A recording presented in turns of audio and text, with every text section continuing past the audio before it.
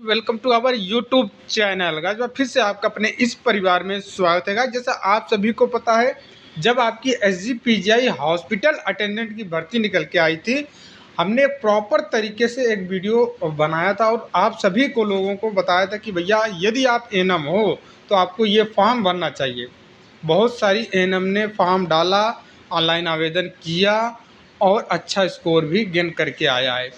अब क्या है कि 2 एग्ज़ाम इसमें होने थे, तो यहाँ पे हम डिटेल में एनालिसिस करेंगे। पेपर हो चुके हैं और आप सभी के रॉ स्कोर भी जारी कर दिए गए हैं। ऑफिशियल वेबसाइट पे PDF उपलब्ध है, आप जाकर अपने स्कोर देख सकते हैं कि आपके स्कोर कितने हैं। टोटल जो कैंडिडेट ने पेपर दिया है, पोस्ट कितना है 43। टोटल कैंडिडेट कितने कैंडिडेटों ने पेपर दिया है भैया, बहुत ही तगड़ा कंपटीशन यहाँ पे दिखाई दे रहा है। 9600 लोगों ने एग्ज़ाम दिया है। सोचिए 43 वैकेंसी है, 9600 लोगों ने क्या दिया है भैया, पेपर दिया है। कितनी ज़्यादा कंपटीशन यहाँ पे आपको दिखाई दे रहा है। तो यहाँ पे हम देखेंगे डिटेल, हमने एनालिसिस किया है भैया। अब टोटल 9600 लोगों को बारी बारी से तो नहीं एनालिसिस किया, बट लगभग हमने 2000-3000 कैंडिडेट का एक एवरेज निकाला कि कितने कैंडिडेट होंगे जो फेल हुए हैं। मतलब फेल मीन्स कि जो मिनिमम क्वालिफिकेशन इन्होंने बोला कि मिनिमम क्वालिफाई मार्क्स है। मिनिमम क्वालिफाई मार्क्स जो है, हम चाहे वो UR कैंडिडेट हो, चाहे वो OBC कैंडिडेट हो, चाहे EWS कैंडिडेट हो, ध्यान में रखना है UR OBC EWS ये सभी को मिनिमम क्वालिफाई स्कोर 50 लाना ही लाना है। यदि 50 से कम स्कोर आता है और आप UR हो, OBC हो, EWS हो, तो आपकी आगे की प्रक्रिया नहीं होगी, यहीं से आप बाहर हो जाते हो, आप ख़त्म, लड़ाई के क्षेत्र से आप बाहर हो जाते हो। और वहीं पे SC वालों की बात करें, SC ST वालों की बात करें तो 45 नंबर। यदि आप SC कैटेगरी से हैं, ST कैटेगरी से हैं, आपके 45 स्कोर से कम हैं तो आप लड़ाई से बाहर हो गए हो, आप है ही नहीं इस लड़ाई में, ठीक है, आप बाहर हो चुके हो। तो ये सभी चीज़ें देखकर हमने कंक्लूजन निकाला, एनालिसिस किया, तो हमने यह पाया कि 9600 लोगों में से ऐसे 5000 प्लस लगभग 6000 कैंडिडेट हैं जो फेल हो चुके हैं, मिनिमम क्वालिफाई स्कोर भी लेके नहीं आए हैं। 65% कैंडिडेट हैं जो फेल हैं, मिनिमम क्वालिफाई स्कोर नहीं लेके आए हैं इस 9600 लोगों में से 65%। तो आप आइडिया लगा सकते हो कि कितने कैंडिडेट होंगे जो 50 प्लस स्कोर लाने वालों की संख्या होगी। वही लगभग 3500 से लेके 3500 से लेके 4000 के कैंडिडेट ऐसे हैं जो भैया 50 प्लस स्कोर लेके आ रहे हैं, ठीक है। तो यहाँ पे हम बात करने वाले हैं कि कितने नंबर वाले CBT 2 मतलब मेंस एग्ज़ाम की तैयारी करें।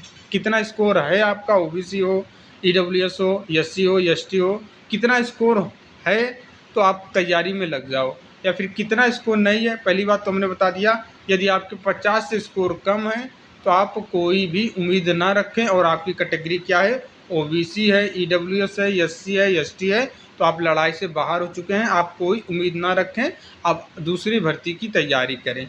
दूसरी बात ये पहली बात हो गई, बाहर हम अभी किनको बता रहे हैं कि बाहर हो रहे हैं। और दूसरी बात हमने SC कैटेगरी के बोला, आप SC कैटेगरी से हैं और आपकी स्कोर 45 से कम है तो आप बाहर हो गए हैं, आप भूल जाइए इस भर्ती को, आप दूसरी भर्ती की तैयारी करें, ठीक है। ये 2 पॉइंट हो गया।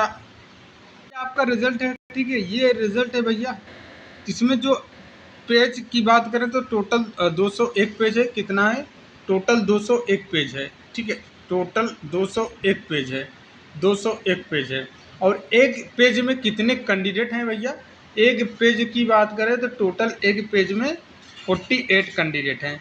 कितने हैं, 48 कैंडिडेट हैं एक पेज पे, ठीक है, 48 कैंडिडेट हैं भैया एक पेज पे, मतलब 201 पेज है। तो गुना आप कर लो कि 48 इंटू 201 से गुना करेंगे तो एक्चुअल जितने कैंडिडेट हैं वो निकल के आ जाएगा कि कितने लोगों ने फॉर्म अप्लाई किया था। अब यहाँ पे हमने कुछ AI का मदद किया, AI का मदद लिया, जैसे कि इसको पूरा हमने कॉपी किया, ठीक है, इसको पूरा हमने स्क्रीनशॉट लिया, कॉपी किया। उसके बाद हमने AI पे जाके इसको पूछा कि भैया इसमें से, इस 48 में से ऐसे कितने कैंडिडेट हैं इस 48 कैंडिडेट में से मुझे बताओ ऐसे कितने कैंडिडेट हैं जिनका स्कोर 50 से कम है, 50 से जिनका स्कोर कम है। तो ये पूरा बता दिया। मैंने कुछ पेज का एआई से पूछा कि भैया कुछ पेज का पूरे कैंडिडेट को निकालना तो पॉसिबल है नहीं, वैसे जो मेहनत करेगा 2-3 घंटे लगेगा तो पूरे पेज का 201 का भी निकाल सकता है। 4-5 लोग मिलकर करेंगे तो कितने लोग हैं जो 50 से कम पाएँ, जो 50 से ज़्यादा पाएँ, तो आसानी से निकाला जा सकता है। ठीक है, अगर 2-3 लोग मेहनत करेंगे 2-3 घंटे के लिए। ठीक है, तो एक यहाँ पे जब हमने पहला 48 कैंडिडेट पहला पेज को देखा तो 48 में से हमने देखा कि 37 कैंडिडेट 48 में से 37 कैंडिडेट ऐसे निकले कि जिनका स्कोर 50 से कम आ रहा है। ठीक है, मतलब जो फेल हो रहे हैं 50 से कम हैं तो भैया फेल ही हैं। और 11 कैंडिडेट ऐसे हैं जिनका 50 या उससे अधिक स्कोर आया है पहले पेज के 48 नंबर में से।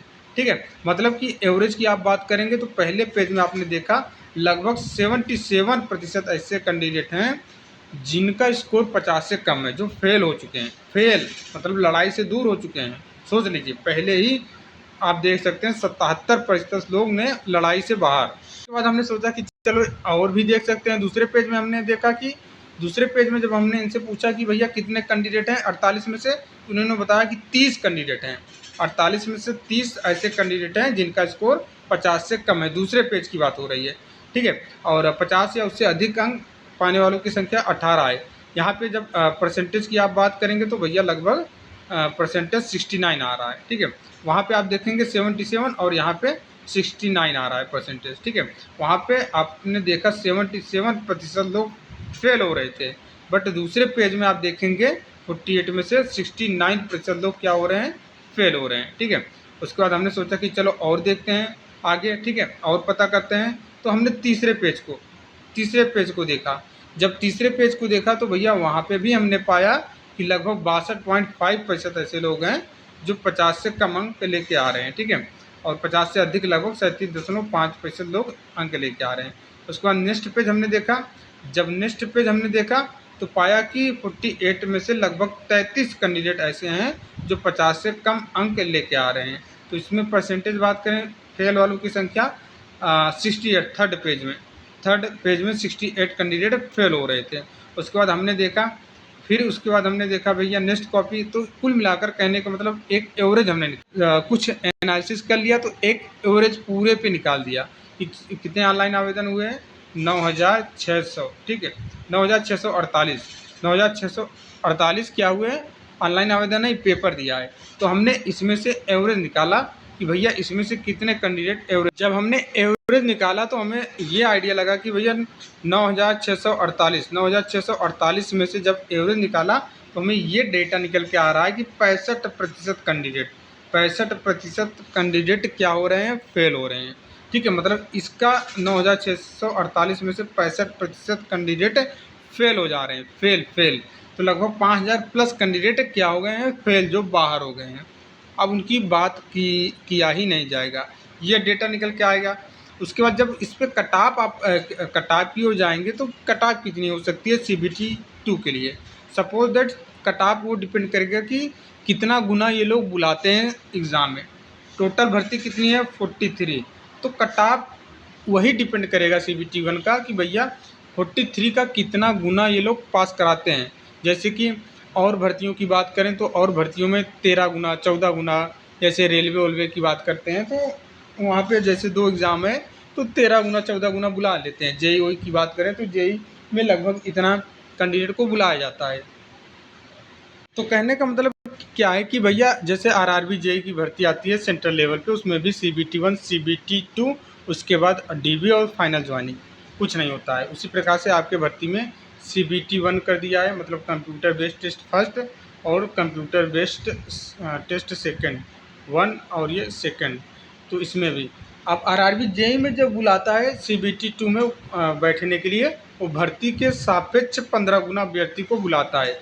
अब आपकी भर्ती में कितना, ऑफिशियली बता रहा हूँ भैया, 15 गुना कैंडिडेट को CBT 2 में बुलाया जाता है। तो आपके भर्ती परीक्षा में कितने गुना कैंडिडेट को बुलाया जाएगा, आपके भर्ती परीक्षा में भी लगभग 15 गुना। यदि 43 का 15 गुना बुलाते हैं तो क्या कट ऑफ जा सकती है। यदि हम 15 गुना नहीं मान के चलते हैं चलो हम मान के चलते हैं 10 गुना ही, ठीक है, 10 गुना ही कैंडिडेट को बुलाया जाता है। 400 प्लस मतलब आप 500 पकड़ लो, ठीक है, 500 कैंडिडेट को दोबारा एग्ज़ाम CBT 2 के एग्ज़ाम के लिए बुलाया जाता है, ठीक है, 500 लोगों को। तो आपकी कट ऑफ क्या रह सकती है, आपकी कट ऑफ क्या रह सकती है, ये हम बताने वाले हैं। और ये वीडियो आपके लिए इम्पोर्टेंट है, मदद होगा।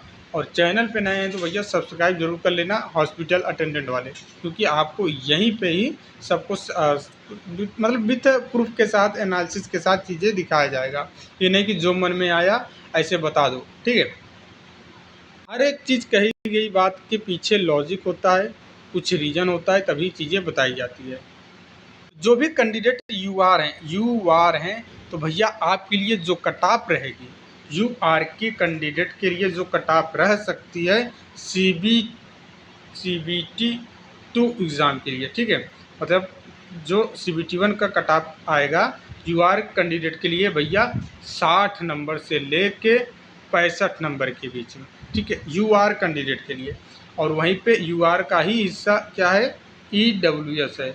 EWS में वही आप मान के चलो कि 58 नंबर से लेके 62 के बीच में EWS वाले कैंडिडेट का रह सकता है।